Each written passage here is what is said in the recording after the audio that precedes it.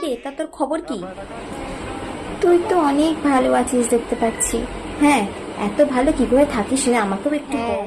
তোর তো আমাকে দেখে সেটাই মনে হচ্ছে আমি খুব ভালো আছি। যা যা কাজ সব আমাকে দিয়েই করতে হয়। যত পুজো, যত যাগ যজ্ঞ সবকিছু আমাকে দিয়েই হয়। খাবার দাবারে আমি তো আগেই। তুই তো আর কোনোদিনও আসিস না, আর তুই খুব এক্সপেন্সিভও। হ্যাঁ, তুই তো পাতি, তাই পাতির মতনই থাকবি। আমি এক্সপেন্সিভ, তাই আমাকে এক্সপেন্সিভ হিসেবেই নেওয়া হয়। তুই আর কি বুঝবি? তুই তো আসিস, সবসময় আসিস না, কিন্তু আমাকে তো 12 মাস থাকতে হয়, তাই তুই কিছু বুঝতেও পারবি না। তো প্লিজ আমার সাথে মুখ লাগাতে আসিস না, নাহলে এক থাবড়া মারবো, তুই এদিক থেকে ওদিক হয়ে যাবি। আর সাথে পাঙ্গা নিতে আসিস না প্লিজ, যা। আমার অনেক কাজ আছে, আমাকে ডিস্টার্ব করিস না।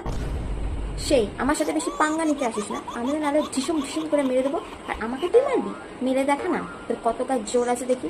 আমার জোর আর তোর জোরের মধ্যে আকাশ পাতাল তফাৎ। আমাকে তুই মারতেও পারবি না, কিছুই না।